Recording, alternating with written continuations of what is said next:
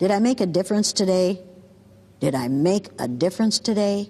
Did I make a positive difference today? This right here is to bring right information to the situation. Because as much as we love and respect anybody who carries themselves in a positive manner, we cannot allow somebody who means well to accidentally not do well. And so what I mean by that is, a baby can be hungry and you can try to put Pepsi in a baby bottle.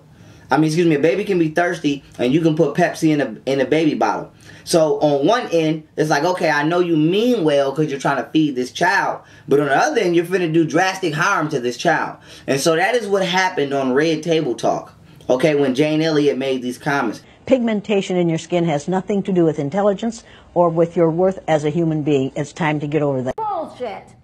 Now, Jane Elliott is using scientific, what you call pseudoscience, but she's using pseudoscience points. No. You don't come back in here until you've apologized to every person in this room. Now, Jane Elliott is using scientific, what you call pseudoscience, but she's using pseudoscience points of reference that involve eugenics and evolution theory, okay? Now, white people did not move from the equator because they did not come from Africa. Let's get that straight. Now, we're going to prove all of this. Then Fatucci said we're all one race. That's not true. Now, does that mean we can't live in harmony with each other? Yes, it does. But do you know how you live in harmony with somebody? You have to respect them as an individual. The conditioning is working, has worked for a very long time. Now, let me give you an example. You can go watch Animal Planet. You see birds, the crocodile be sitting in the water. It be birds on the crocodile. Then you got other animals that clean the crocodile teeth. These are all different species. But do you know why they live in harmony with each other? Because they understand they're all different species. Now, could you imagine if you told all of these animals that they all was one crocodile? Bullshit. We are the product of ignorant people who have been taught an ignorant thing, which is that there are 4 or 5 different races. There are not 4 or 5 different races. There's only one race on the face of the earth, and we're all members of that race, the human race. Some of them would drown. Some of them would starve because they be trying to live like something they're not in a habitat that's not meant for them to live that way. So we live on a planet Earth now where you have over 167 different haplogroups. And a haplogroup is a different genetic variation, okay, in regards to an organism that you can create from your particular sequence of DNA. Once you know who you are, this thing unravels. As long as you think you're black, Negro, colored, Latino, Spanish, Puerto Rican, Indian, West Indies, got whatever, hop, skip, jump, whatever, soul brother, soul sister, whatever you want to call yourself, whatever, all right? They got control and have mandate. Y'all niggas on crazy. Can you believe it? Crazy. Yeah, I know this for sure. I smell an agent. You smell an agent. I smell an agent. Yeah. You better watch it more. Fight them sellouts lurking them corners. And best believe they coming with that folly taking you under. I smell an agent. You smell an agent. I smell an agent.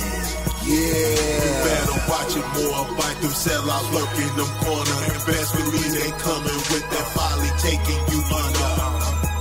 It's a shame, man. These dirty Moors, man. Watching all you dirties through the hairs that's crossed, man. Noble Drew, Ali, and Garvey met with Burner Cross, man. We solved the Negro problem with the Circle 7 Koran. Young Pharoah prostitute for the Moorish foreign substitutes. Using Sarah suit and mascot for their SETI institutes. Speaking lies, more means black is really from some Greek guys. Masonry is ancient Egypt, watch me speaking sleek spies. Wearing ankhs, wearing fezzes, singing these tunes to you. F08 Sarah, Elliott Bay couldn't lose to you. All Negro conscious newbies, where were you at years ago? While we were studying occult and metaphysical. Bet not around, now you slander, you bums of the town. Spellbound, you dirty Moors from a Washita burial mound. Send you to the background, Moors are in the front ground. Ready to defend the teachers, anywhere is the battleground. I smell an agent. You smell an agent. I smell an agent. Yeah, I smell it. Better watch it more. Bite them sellouts lurking them corners. Best believe they coming with that folly taking you under. What? I smell an agent. You smell an agent. I smell an agent too. Yeah, you better watch it more. Bite them sellouts lurking them corners. Best believe they coming with that folly taking you under.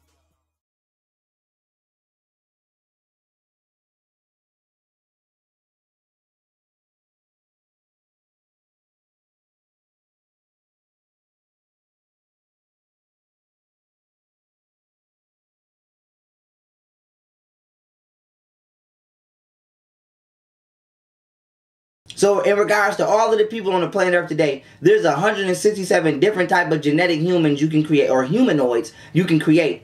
But we all one race? No. No. And the evolution theory is a lie, okay?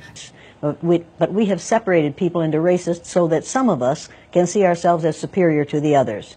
We thought it would work, I guess. It hasn't worked. It has been bad for everyone. But it's time to get over this business. Now let me before I even, because I have to go in why Westerners created the evolution theory, okay, and eugenics, okay? Because Charles Darwin, okay, was a racist. Let's put that on the table there, okay? And the evolution theory was used as a pseudoscience to back up judicial racism. And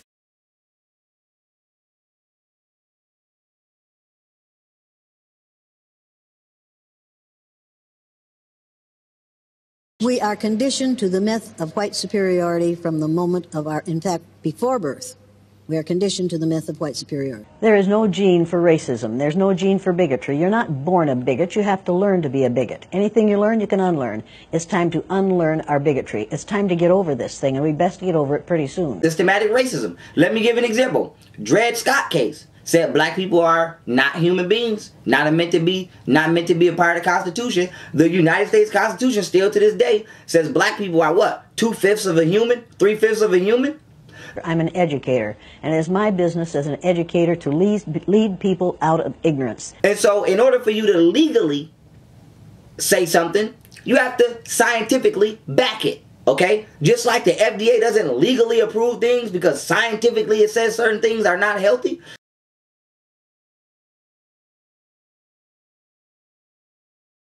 What concerns me is that a significant minority of drugs that have been approved by FDA have been approved over the FDA's own medical reviewers' objections on safety grounds. And the FDA's whole system of drug review is bogus. It's designed to protect and advance the interests of the drug industry. A lot of people don't realize this, but FDA never tests the drugs it approves. FDA does no independent testing at all. It relies entirely on the testing done by the drug advocate, the proponent of the drug application that has a self-interest and a conflict of interest. That party is looked to for all of the drug testing. They do their own testing. There have been multiple instances of corruption in this process where false information or negative information has been kept away from the FDA so that the FDA will approve a drug. In fact, Sanofi Aventis, with its drug Keytec, relied principally on a clinical trial that FDA's medical reviewers, who are sharp on the case, discovered didn't even happen.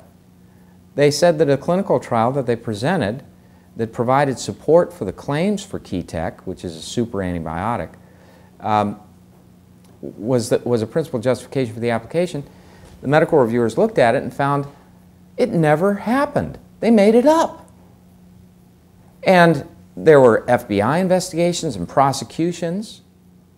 But what did the FDA do? The medical reviewers said to the commissioner, gee, they relied on a fraud for this application. We should deny it.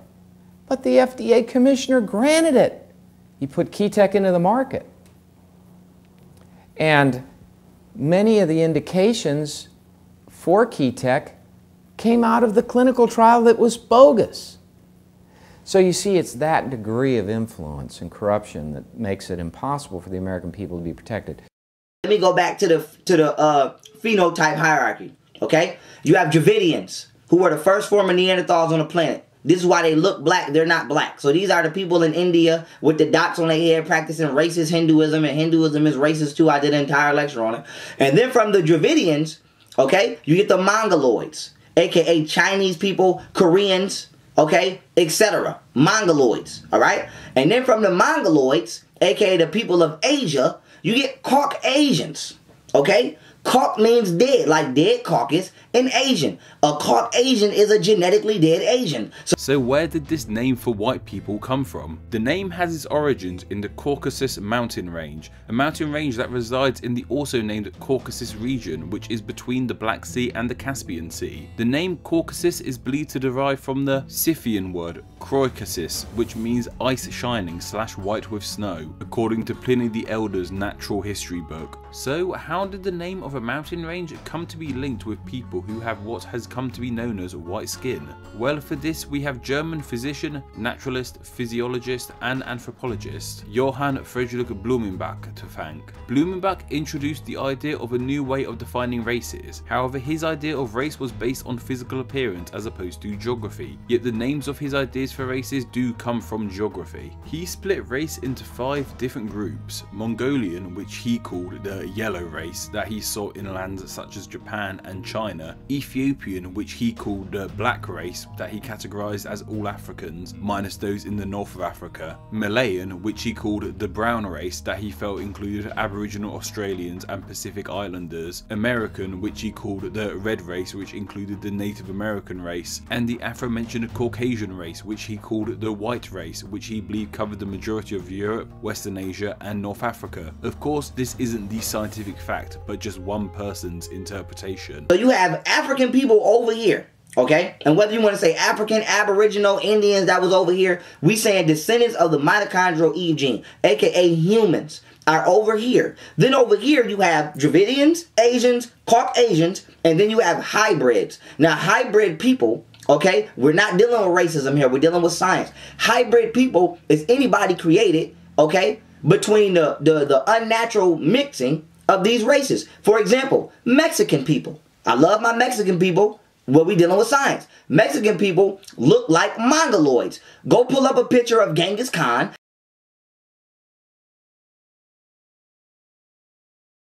and go pull up a picture of a Mexican.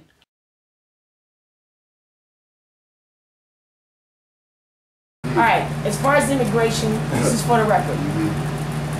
It is a tragedy, and it shows exactly where our minds are to even think for 1 second that Mexicans or that anyone else that's coming, so-called Mexicans, are immigrants.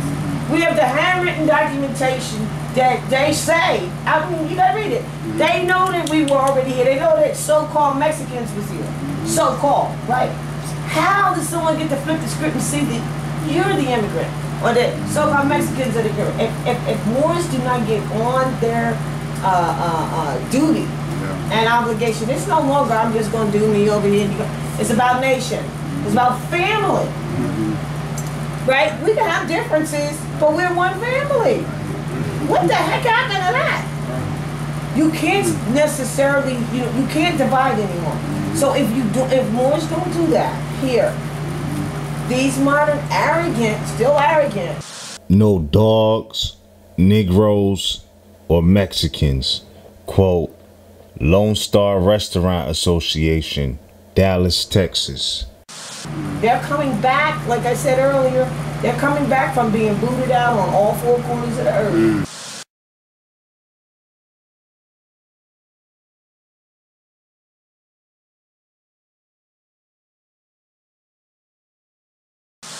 Their last stand is this ancestral state.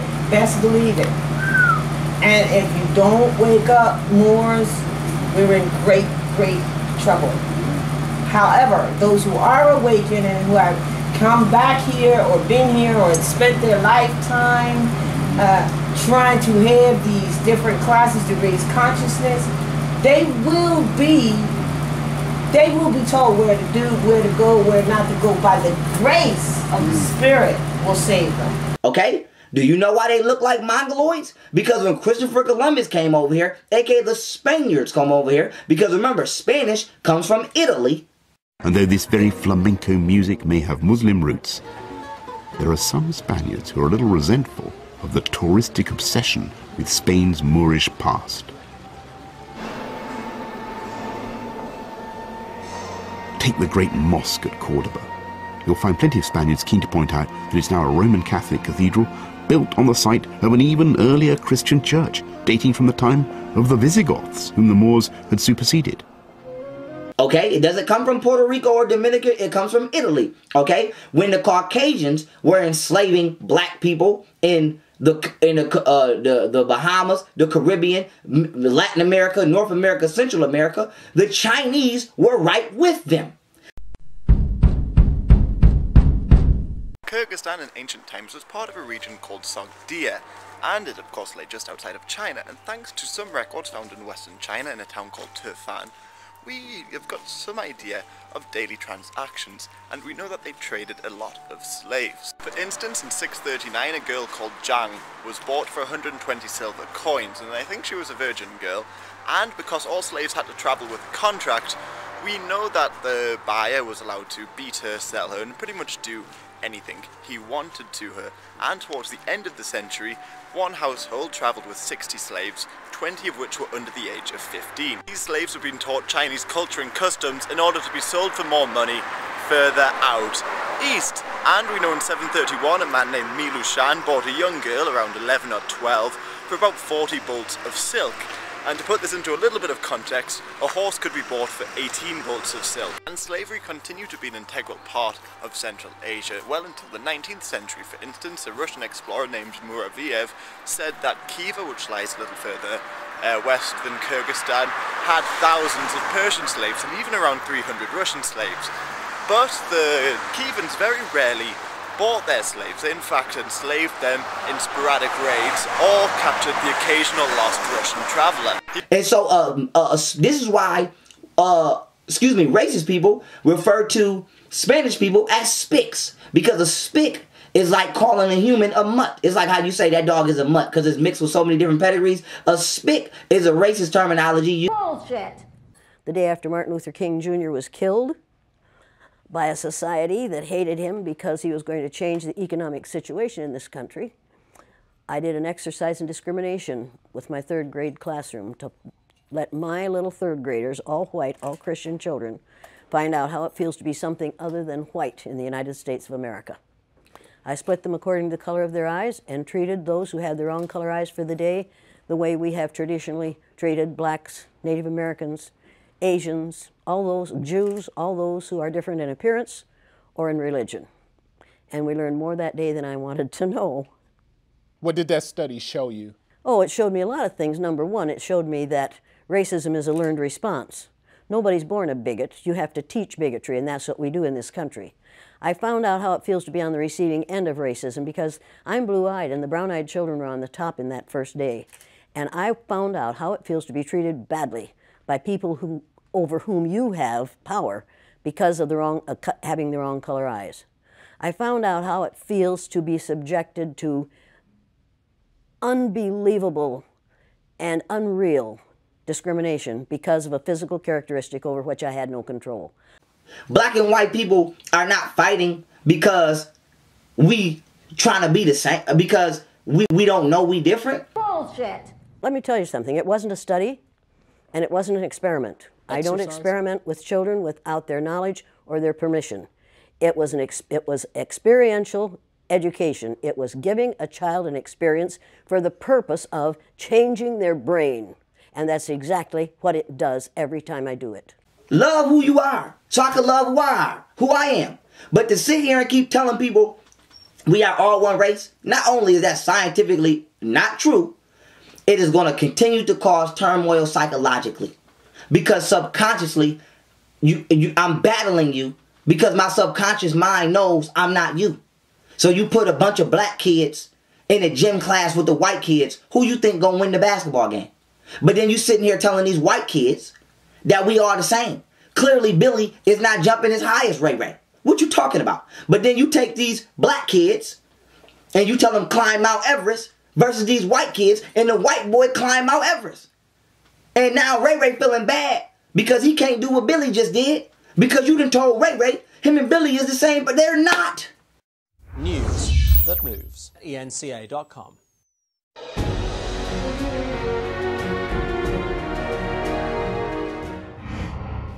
In the early 2000s, you may recall, we all celebrated when Sibusiso Villane stood tall on top of the world, literally. He became the first black person from Africa to successfully summit Mount Everest, the highest point on Earth. So here's a story of how a rural village boy made it to the pinnacle of his career.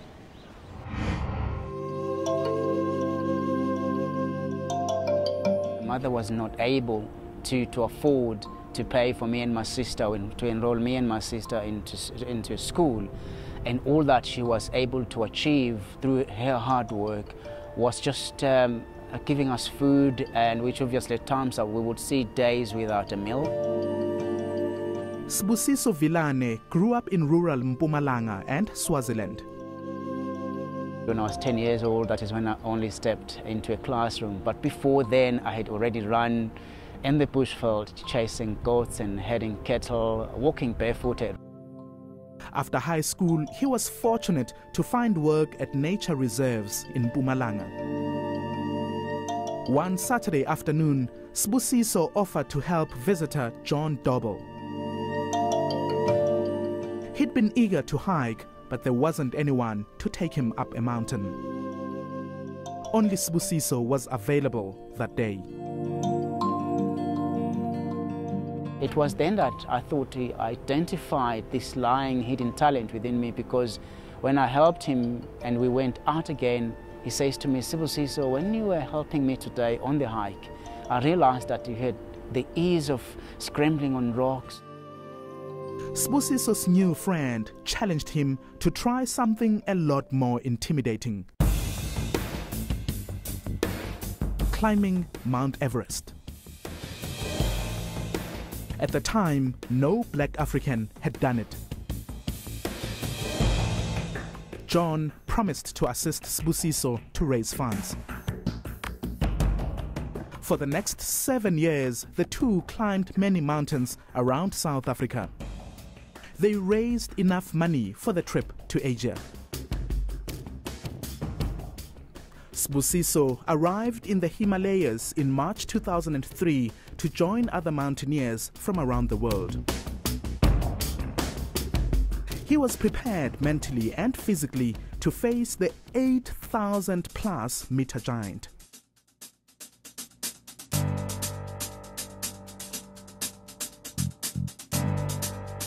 It becomes a shock in your system, in your body as well, and you are into thin air, which means you've got less oxygen.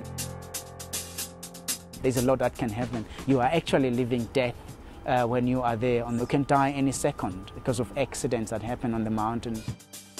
At times, temperatures dropped to -50 degrees Celsius. There were times where I felt that my whole fingers were not alive. But his tenacity grew as he got closer. We were so determined, and we did overcome all the near impossible odds to get to the top of that mountain.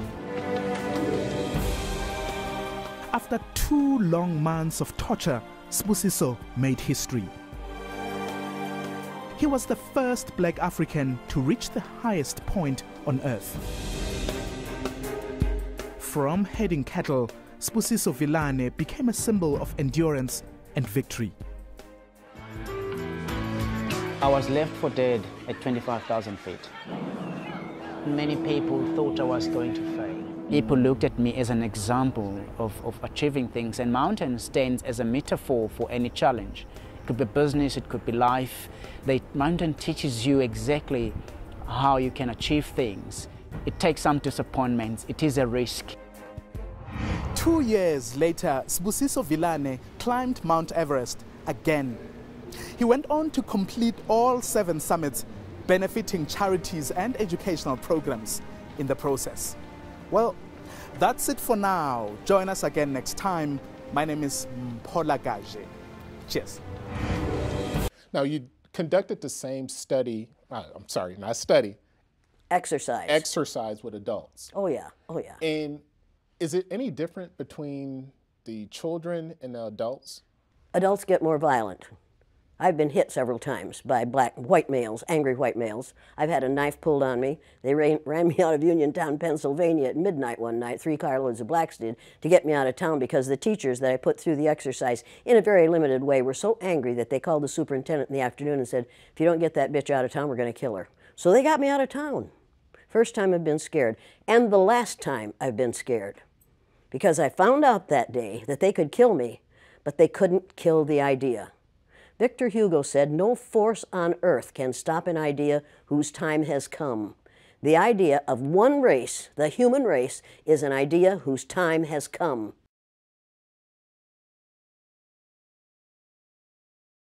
Yeah? What do you think people are going to say the legacy of Jane Elliott is? Don't care.